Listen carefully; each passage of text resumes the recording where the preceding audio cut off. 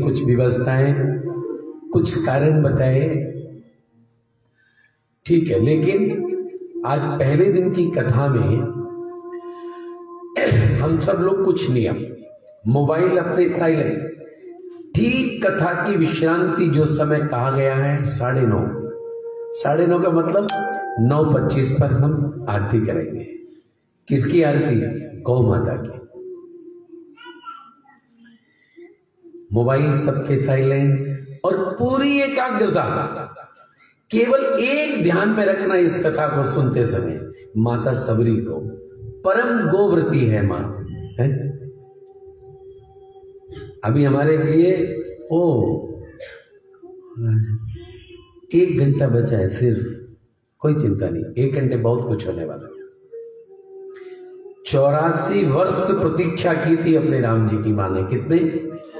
हाँ, जब हम यहां आ गए और आए हैं ठाकुर जी की कृपा से, उनकी कृपा के बगैर नहीं आ सकते, प्रभु कृपा के बगैर नहीं आ सकते, गौ कृपा के बगैर नहीं आ सकते। और जब आए हैं तो पूरी एकाग्रता के साथ, समग्रता के साथ डूब जाना। और भगवान ने नौवीं भक्ति में यही कहा है मां सबरी को, क्या है? नवम सरल सन सब छल हीना, मम भरोत ये हरस न दीना।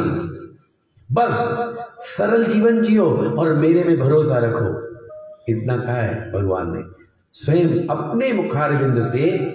मां सबरी को नवदा भक्ति सुनाई है, 84 वर्ष प्रतीक्षा की। आएगा वर्णन, कल आएगा। तय तो आज का किया था, लेकिन अब कल आएगा। देखते हैं, आज बन गया क्रम तो आज भी आ सकता है। तो आओ हम सब ठाकुर जी से प्रार्थना करें, उनको आसन ग्रहण कराएं। गौ कथा रस रसिक प्रभु कृष्ण गोपाल मुरार, प्रेम सहित आसन धरूं, सुनो कथा करूँगा। श्री सरस्वती नमः। ठाकुर जी गौ माता का तो स्वयं क्या करते हैं? मंत्र जाप करते हैं ठाकुर जी। हमारी बहन कर रही है ना सामने बैठ के, बहुत अच्छा।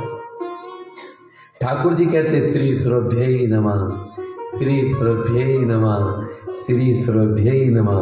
स्वयं ठाकुर जी गैया मैया का क्या करते हैं? सुमिरन करते हैं। सुरभि से मंत्र बनता है सुरभ्यै नमः, सभी गायों की प्रतिनिधि है। ऐसी पूज्य गौ माता की कथा है, जिस गौ माता ने अपने सींगों में ब्रह्मा विष्णु महेश को स्थान दिया है। वो गौ माता की चर्चा कर चलेगी 3 दिन।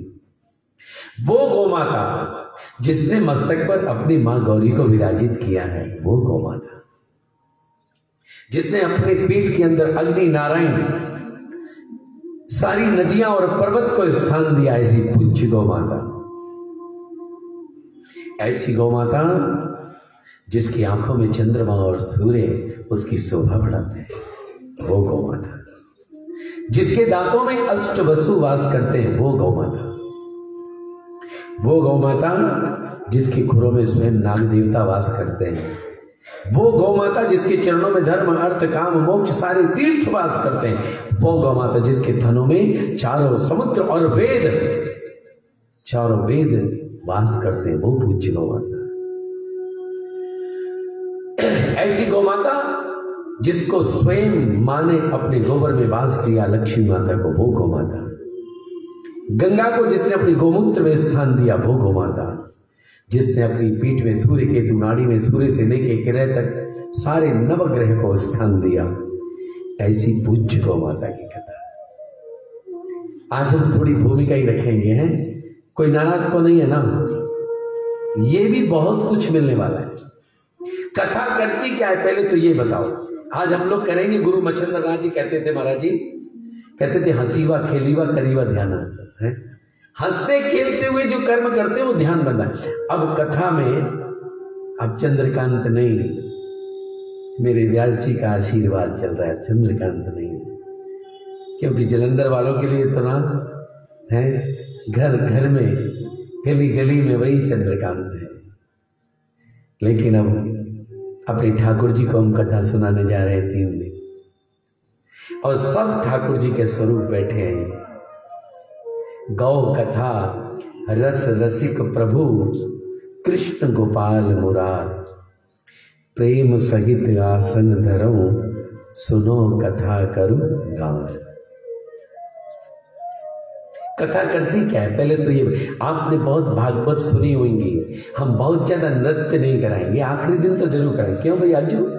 ठीक है, हमारा बहुत लाडला अज्जू गंगानगर से आते हैं, बहुत सुंदर भजन। देखो 3 बाण के धारी, किसके से सुनाए जरा, आखिरी दिन सुनवाएंगे हैं 3 बाण के धारी। क्या बात है, राजस्थानी में सुनाएगा, बहुत सुंदर।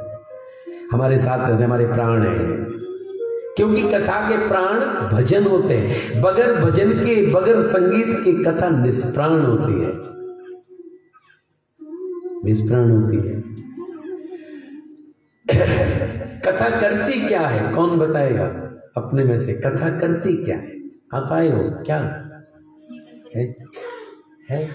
हमारे जीवन को बिल्कुल परिवर्तन कर देती है। क्या बात है। हम इससे पहले की बात करते हैं थोड़ी।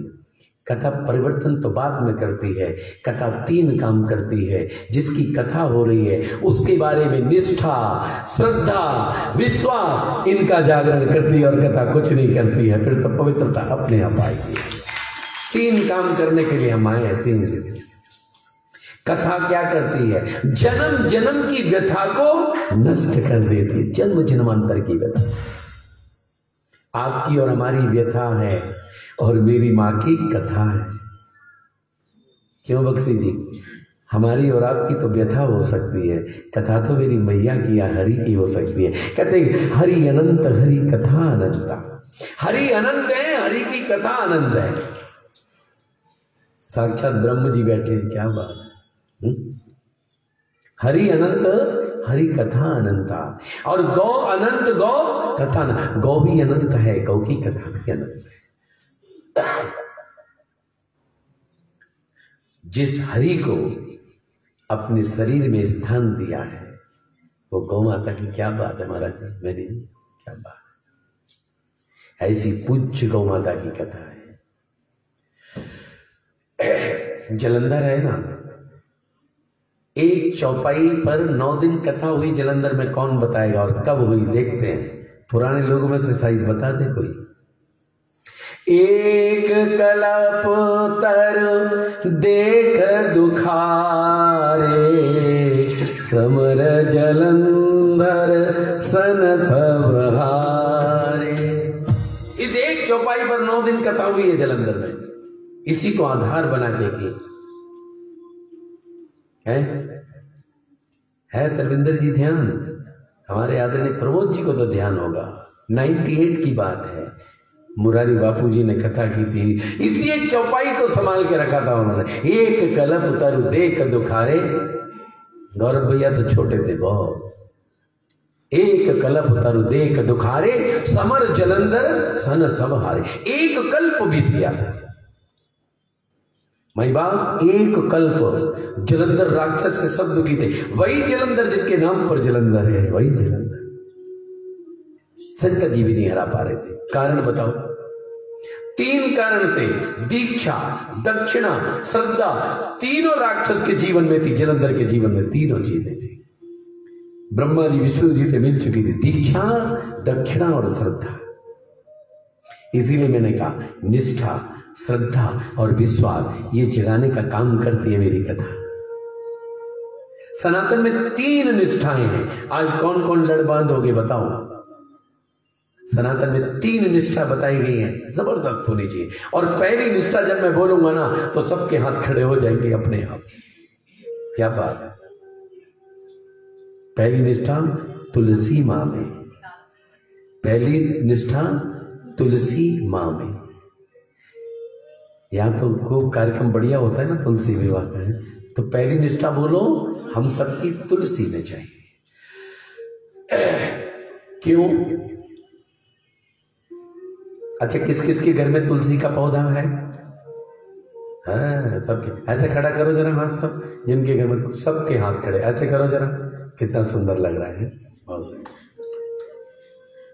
तुलसी, क्योंकि तुलसी पौधा नहीं है। तुलसी वृक्ष न जानिए, गाय न समझिए ढोर, और मात पिता न मनुष्य जानिए, ये तीनों नंद किशोर। तुलसी को पौधा मत कहना, साक्षात मां है। भगवान विष्णु को मां ने श्राप दिया था, परम सती वृंदा ने, ध्यान है कि नहीं है? परम सती वृंदा ने श्राप दिया था। जलंधर राक्षस चले गए, भगवान विष्णु ने छल करके और उनको समाप्त करवाया भगवान शिव के द्वारा।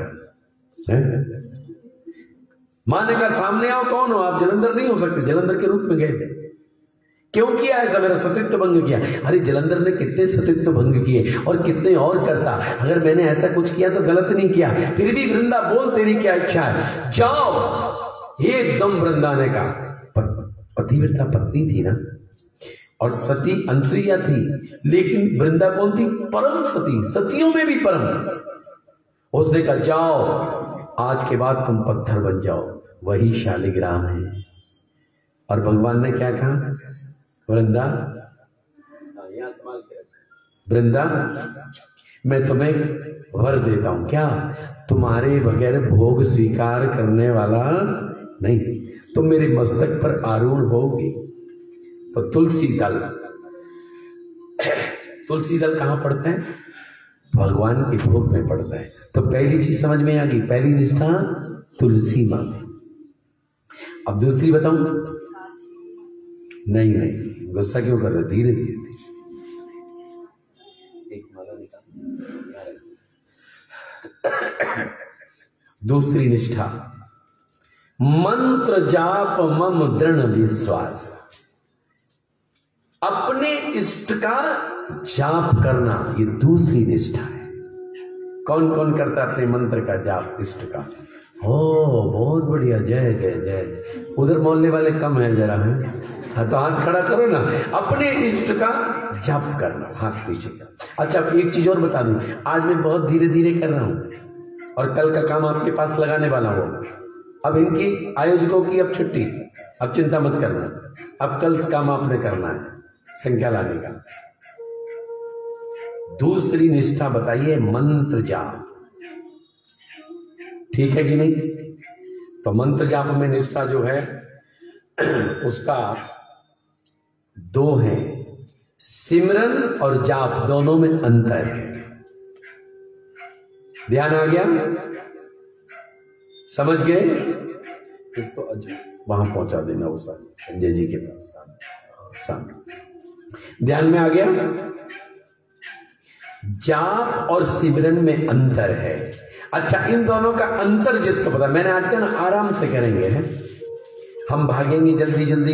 लखनऊ एक्सप्रेस है आजकल, वो वंदे भारत बहुत तेज चलती है, ऐसे नहीं चलेंगे, आराम से चलेंगे। लेकिन अभी प्रयाग हम गए, वंदे भारत से ही गए थे, दिल्ली से 6.5 घंटे में पहुंचा दिया। तो जाप में और सिमरन में अंतर समझ में आता है। ऐसे कौन कौन है? हाँ, तो आज सुन लो। सिमरन चलते उठते बैठते जागते कभी भी कर सकते हैं, लेकिन जाप तो अपने इष्ट के सामने बैठ करके, बस भीड़ में खोने से अच्छा एकांत में खो जाओ, मौन हो जाओ, अंदर की आवाज सुनाई लगे, उसको जाप कहते हैं। सिमरन हमारी बहन कर रही है, बैठ के कर रही है, चलते करेगी, कथा सुनते करेगी, लेकिन जाप अपने इष्ट के सामने बैठ करके उसकी अधिष्ठान को सामने रखते हुए हृदय से जपा जाए, वो जाप होता है। तो मंत्र जाप में दूसरी ये निष्ठा हो गई। समझ में आया?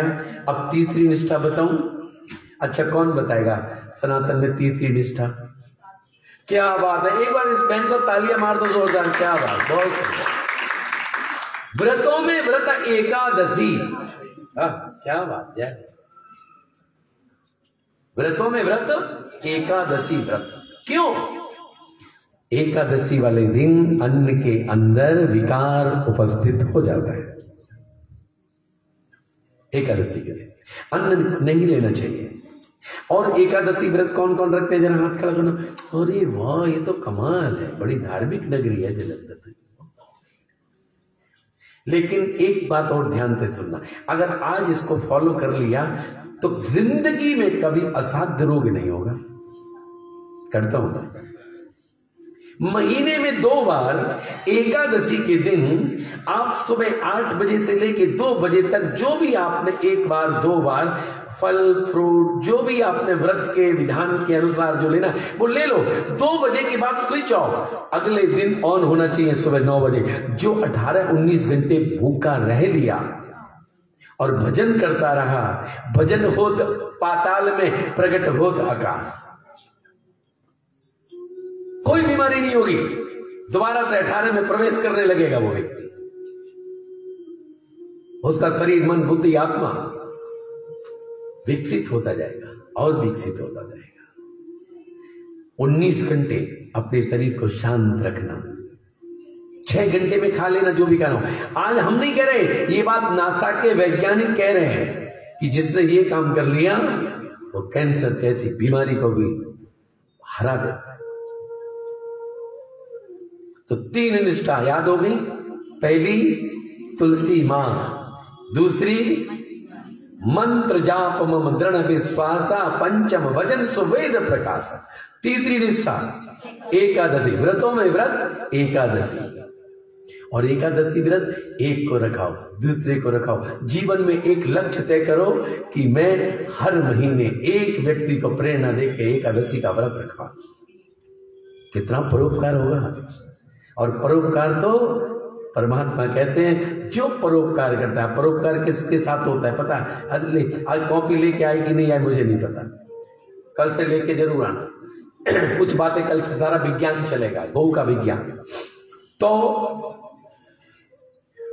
परोपकार उसको कहते हैं जिसको हम जानते नहीं, जिसको हमने देखा नहीं, जो हमारा रिश्तेदार मित्र नहीं, उस जरूरतमंद की अगर कोई जरूरत पूरी कराए वो परोपकार होता है। जिसको हम जानते हैं, जो मित्र है, साथी है, रिश्तेदार है, उसकी जरूरत पूरी करा दी, वो उपकार नहीं है, वो परोपकार नहीं है, वो केवल उपकार तक है। तो आओ, कौन कौन हरिद्वार गया जरा ये बताओ, जरा हाथ खड़े हो, सारे हाथ नीचे कर लो।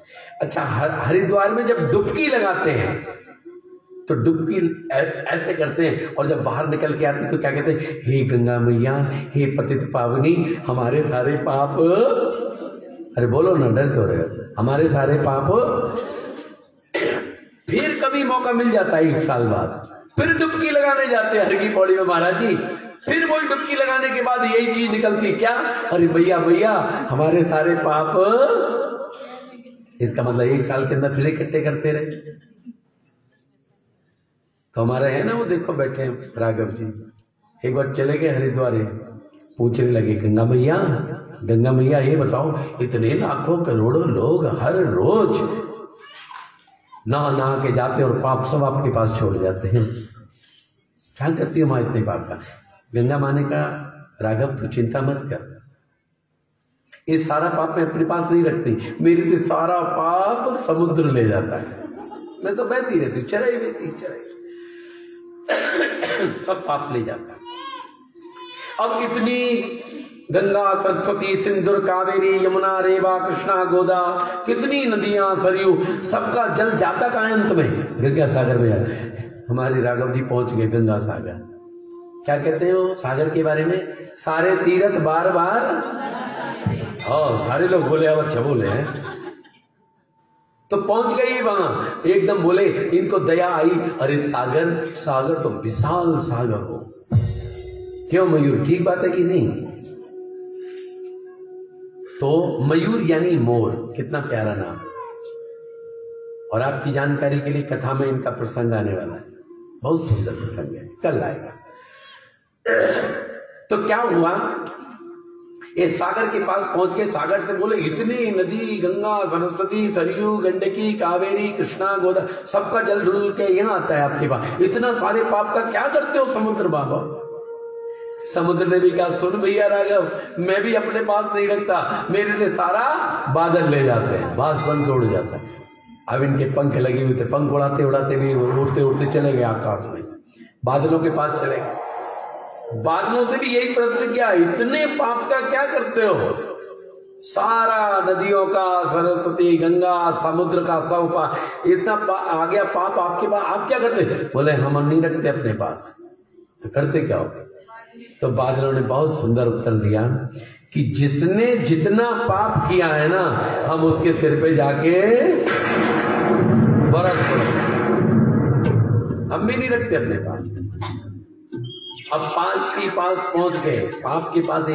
हाँ पाप ही बताओ, हर जगह तुम हो, गंगा में थे, सागर में थे, बादलों में थे, हर जगह। तो पाप ने एक उत्तर दिया कि नहीं, ऐसा नहीं, हर जगह नहीं होते। जहां पर कथा होती है, सत्संग होता है, भजन होता है, प्रभु का वंदन होता है, हम वहां से कोसों दूर रहते हैं, कोसों दूर रहते हैं। तो जहां पर हम बैठे हैं ना, इस समय हमारा चिंतन क्या चल रहा है? गौ मां, परमात्मा, अच्छे कार्य, भजन, सिमरन, तुलसी मां, गौ मां, इनका चिंतन चल रहा है। ऐसी गौ माता की कथा। आओ हम प्रथम अध्याय में प्रवेश करेंगे। मेरे पीछे सबने बोलना है मां।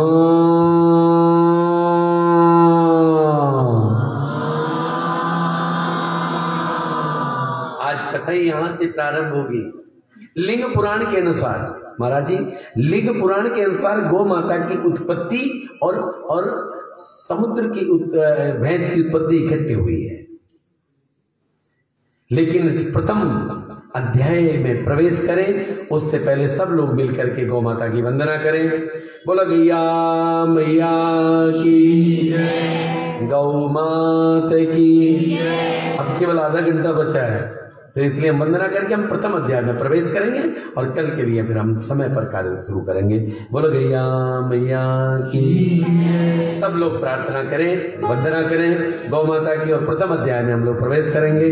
बोलो गौ माता की जय। कामधेनु नंदिनी दुलारी गौ मां, साधु संत मुनियों की प्यारी गौ मां। कामधेनु नंदिनी दुलारी गौ मां, कामधेनु नंदिनी दुलारी गौ मां, साधु संत मुनियों की प्यारी गौ मां, साधु संत मुनियों की प्यारी गौ मां। संकटों में आज है हमारी गौ मां, संकटों में आज है हमारी गौ मां। कामधेनु नंदिनी दुलारी गौ मां, कामधेनु नंदिनी दुलारी गौ मां।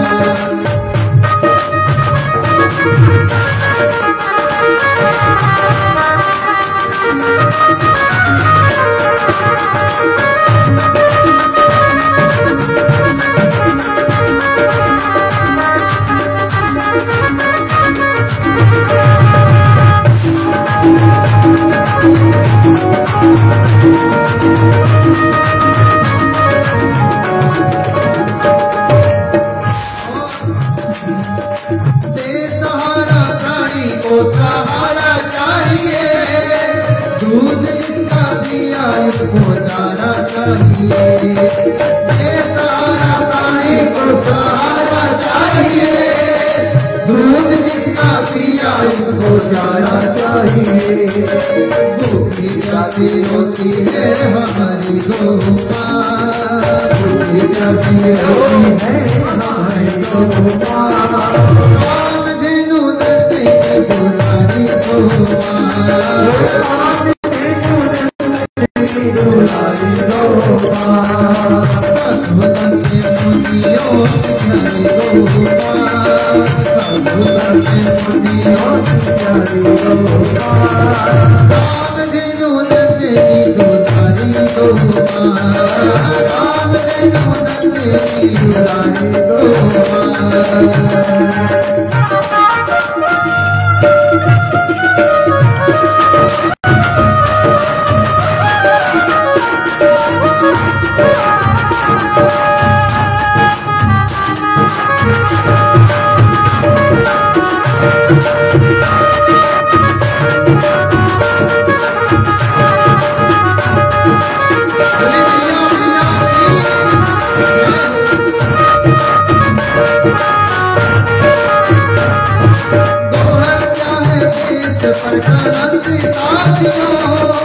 ममता को ना मारो ऐसे जंग साथियों, वो हत्या है देश पर कलंक साथियों, ममता को ना मारो ऐसे जंग साथियों, देश के सपूतों को पुकारे गो माँ, देश के सपूतों को पुकारे गो माँ, कामधेनु नंदिनी दुलारी गो माँ,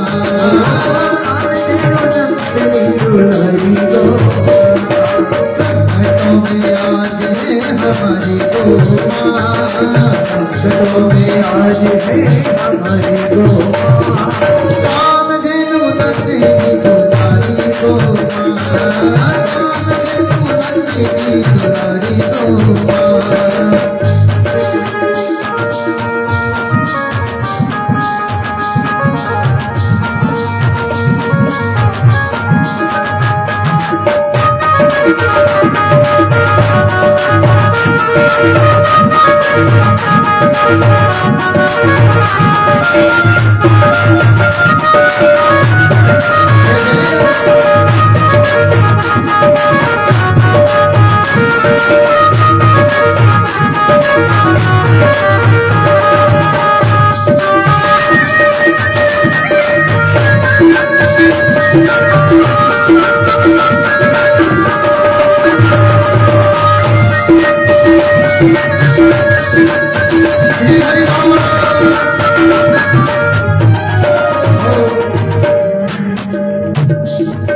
देखो कभी अपनी भी बारी आएगी, मौत का संदेशा ले बीमारी आएगी, ओ देखो कभी अपनी भी बारी आएगी, मौत का संदेशा ले बीमारी आएगी, पूछेंगे कन्हैया क्यों मरी मेरी माँ, पूछेंगे कन्हैया क्यों मरी मेरी माँ, कामधेनु नंदिनी दुलारी गो माँ, कामधेनु नंदिनी दुलारी गो माँ, साधु संत मुनियों की प्यारी गो माँ, साधु संत मुनियों की प्यारी गो माँ, कामधेनु नंदिनी दुलारी गो माँ, कामधेनु नंदिनी दुलारी गो माँ, संकटों में आज है हमारी गो माँ, संकटों में आज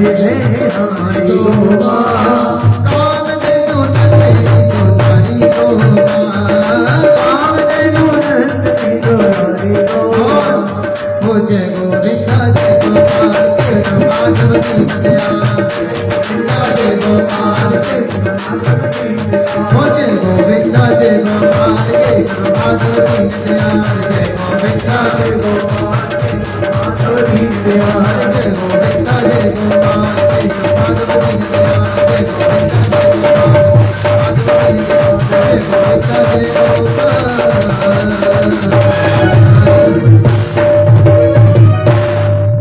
बोली बांके बिहारी लाल की। गावो विश्वस्व मातरा, प्रथम अध्याय। थोड़ा थोड़ा आपने भी बोलना है। सबसे प्राचीन ग्रंथ सनातन में कौन सा है?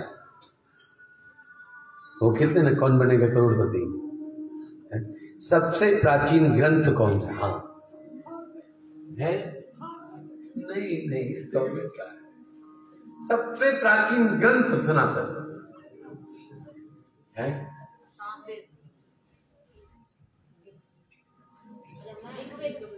कौन बोला? हाँ, ऋग्वेद। सबसे प्राचीन ग्रंथ वेद है, वेदों में भी ऋग्वेद है, और ऋग्वेद की ऋचा गायन करती है। कहते हैं कि 3 ग्रंथ ऐसे हैं जिसमें कोई भी अमेंडमेंट नहीं हो सकती, एक अक्षर भी नहीं बदला जा सकता। सबसे पहले वेद, हाँ जी, और वेदों से निकले उपनिषद, वेदों से निकले उपनिषद, उसमें भी एक अक्षर कोई बदल नहीं सकता, मैथमेटिक्स है। और तीसरा, स्वयं भगवान ने गैया मैया का दूध पी करके गीता रूपी गीत गाए। ये तीसरा ग्रंथ है गीता। एक भी अक्षर इन 3 ग्रंथों में अमेंडमेंट नहीं हो सकता, नहीं बदला जा सकता। और ऋग्वेद की ऋचा गायन करती है क्या? गावो विश्वस्व मातरा, गाय विश्व की मां है। ये हम नहीं बोल रहे, कौन बोल रहा है? ऋग्वेद बोल रहा है। गावो विश्वस्व मातरा, गाय विश्व की मां है। अब मां क्यों कहा, इसे समझने वाला ये है। अच्छा, इधर देखा जाए ना लक्की जी, तो आज माताओं की संख्या ज्यादा है, 3 गुनी है। माताएं कोई भी धर्म न दूसरा सत्य समाना, आगम निगम पुराण बखाना। धर्म के समान कोई दूसरा सत्य नहीं है। और धर्म हमारी दूरी की जो है वो हमारी मां है। कभी भी कोई संत जाता है भिक्षा मांगने के लिए, कभी नहीं कहता पिता भिक्षाम देहि, क्या बोलता है? मां भिक्षाम देहि। अरे भगवान शिव ने भी एक बार भिक्षा मांगी, किससे? मां पार्वती जी से, तभी अन्नपूर्णा कहलाई है। तो भिक्षा ली जाती है मां से। धर्म की धुरी भी माताएं हैं। और वेदों में क्या लिख दिया? गावो विश्वस्व मातरा, गाय विश्व की मां है। क्यों? जो सबका भला करे, सबकी देख रेख करे, सबकी संभाल करे, वो कौन है? इसलिए ये जो गैया मैया है ना, ये लाड़ लड़ाने वाली है, वात्सल्यमयी मां है। गौशाला में तो है ही है, लेकिन हमारे भैया प्रमोद जी ने भी गौ माता की खूब सेवा करते हैं, अपनी फैक्ट्री में रखी है। अच्छा, और किस किस ने गाय रखी है अपने घर में? हाँ, एक इन्होंने भी रखी है। वाह, ताली, बहुत सुंदर, बहुत बहुत। हम करेंगे चर्चा तीसरे दिन। हर घर की रौनक होनी चाहिए मेरी गैया मैया, खुशी होनी चाहिए, शक्ति होनी चाहिए, लक्ष्मी होनी चाहिए। उसका हम वर्णन हम चौथे दिन संकल्प कराएंगे। गौ माता के लिए हम क्या क्या कर सकते हैं, गौशाला के लिए हम क्या क्या कर सकते हैं, हम संकल्प करेंगे मेरी। तो गावो विश्वस्व मातरा, गाय विश्व की मां है। देखो 84 लाख योनियां हैं। कितनी योनियां हैं? 64 लाख योनियां बच्चों को जन्म देती है हमारे वेदों के अनुसार, उपनिषद के अनुसार। 20 लाख योनियां जड़वते खड़ी रहती है। इन 64 लाख योनियों में, 64 लाख योनियों में जिनके बच्चे होते हैं, सबसे प्रमुख कौन है? बड़े भाग्य मानुष तन पावा, सुर दुर्लभ सब ग्रंथ निकावा। ये सबसे बड़े। हमारा बच्चा भी जन्म लेता है ना प्राणी जगत में, तो क्या बोलता है? वाह वाह। बकरी का बच्चा होगा तो क्या करेगा? बिमियाएगा। बिल्ली का बच्चा क्या करेगा? म्याऊं म्याऊं करेगा। गधी का बच्चा क्या करेगा? ही नहीं आएगा। आप कोई भी ले लो, पैरेट का बच्चा पटे बेटे ऐसे करेगा। लेकिन जब मेरी गौ माता का बच्चा जन्म लेता है ना, है, जैसे ही पहली बार माँ के पास जाएगा, माँ के थनों के पास जाता है, आवाज लगाता क्या? माँ, बोलो ना। कहते कि सृष्टि में प्रथम बार जो माँ शब्द है मेरी गाय से आया है, तभी से गाय माँ के समान पूजी जाने लगी है। बोलो गौ माता की। ये जो माँ शब्द है ये छोटा है लेकिन बहुत विराट है। अगर आज माँ के बारे में कहेंगे ना तो एक दिन कथा 3 घंटे केवल माँ के ऊपर चलेगी। है किस किस को याद है? एक बार मैंने जलंधर में बोला था, एक बार बोला था। मथुरा से गोकुल की दूरी कितनी? आज को देखो, पुरुष वर्ग भी ध्यान से सुनना है। समझ कहना कि माँ माँ की चर्चा कर रहा हूं, मैं तो गौ माँ की कर रहा हूं। ये माँ भी बैठी है तो इनकी तो होगी होगी। कहते मथुरा से गोकुल की दूरी कितनी? कौन बताएगा जरा? ए भैया, कौन बताएगा मथुरा से गोकुल की दूरी कितनी? अरे कौन कौन गया है मथुरा, वृंदावन, गोकुल, नंदगांव, बरसाना? तो बताओ ना, मथुरा से गोकुल की दूरी कितनी? है? है कितनी? कितने किलोमीटर है? 10, कोई कहेगा 20, कोई कहेगा 25, 25 से ज्यादा नहीं। लेकिन मैं कहता हूं इतनी नहीं, यहां से और यहां तक नापो तो 8 इंच। किसकी समझ में आ गया? देखिए आज बहुत विषय को बहुत ध्यान से समझना। अगर आप एक एक विषय समझते गए ना, सही बताता हूं, इस व्यासपीठ से आज कह रहा हूं, पहली बार 156वीं कथा है ये गौ कथा। मैं तो कुछ लायक भी नहीं, मूर्ख अज्ञान। गौ माता ने कहां बिठा दिया? गौ माता अपनी महिमा मेरे से गवा रही है, मेरे में हिम्मत नहीं है, मैं बोल नहीं सकता, गा नहीं सकता। मैं आज व्यासपीठ से गौ माता की कथा कर रहा हूं, मैं तो अज्ञान। बच्चे को समझना, आप लोग बहुत सुंदर कथावाचक बन सकते हो। कल से अगर डायरी पेन ले आए तो कथा करते तो मैं ही रहूं बस।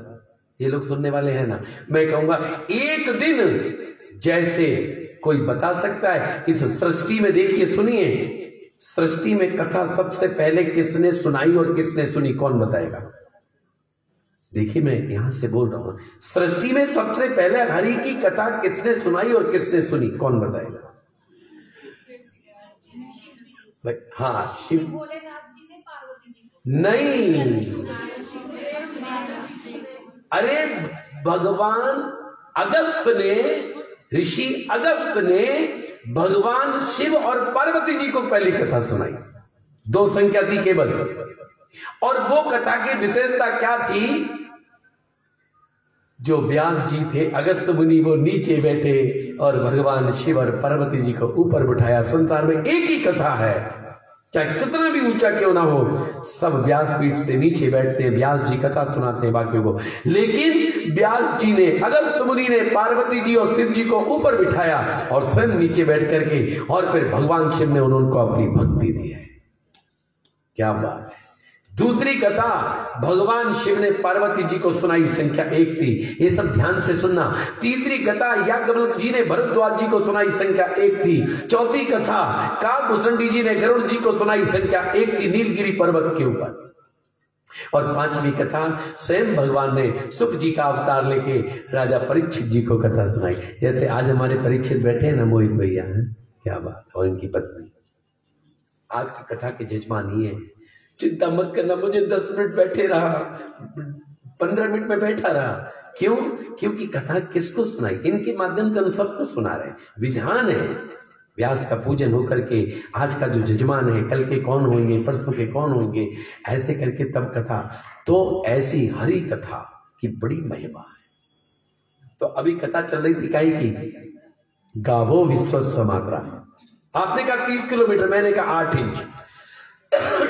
अब ध्यान से सुनना, मथुरा से गोकुल की दूरी कितनी? तो मैं उत्तर देता हूं, जननी की कोख से मां की गोद जितनी। क्या बात है, समझ अब किस किस की समझ में आ गया? ये कोख है और ये गोद है, 8 इंच से ज्यादा अंतर नहीं है। मेरे ठाकुर जी की मां कौन है? यशोदा है। जननी कौन है? देवकी है। जन्म हुआ कहां? मथुरा में अवतरण हुआ, और गोद में कहां पले? गोकुल में पले। तो मथुरा से गोकुल की दूरी कितनी? जननी की कोख से मां की गोद जितनी। कहते हैं जिंदगी से मौत का फासला कितना? मां की गोद से शमशान भूमि जितना। जन्म और जीवन के मध्य मां, ध्यान से सुनना, जन्म और जीवन के मध्य है मां। मां को किसने रचा है? अरे मां रची नहीं जाती, मां तो हम जैसों को, आप जैसों को रचती है।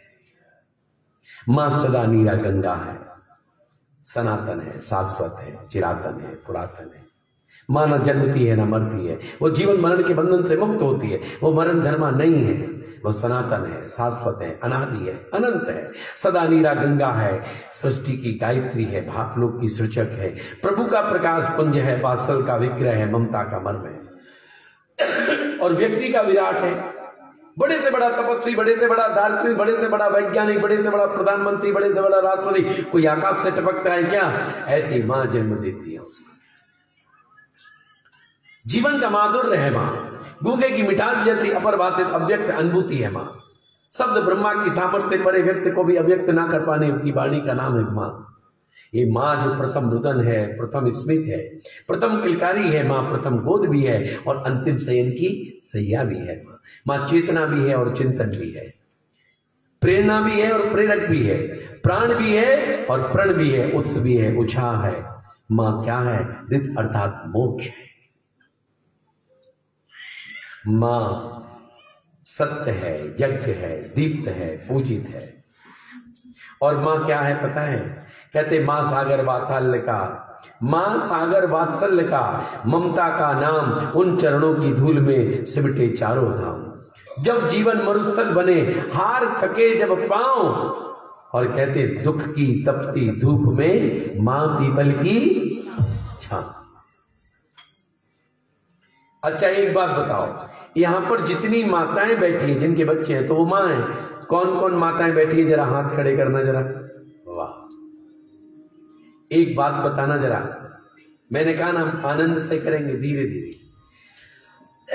ये माताएं जब अपनी मां के पास जाती है, विद्य समझना, पुरुष वर्ग भी समझना, जब माताएं अपनी मां के पास जाती हैं तो मां बन के जाती हो कि बेटी बन के जाती हो? बोलो जोर से जरा, क्या बात है। ये जो मां है ना, संसार में दुनिया की कोई भी चीज खरीद के लाई जा सकती है, लेकिन मां कभी वो अमूल्य है।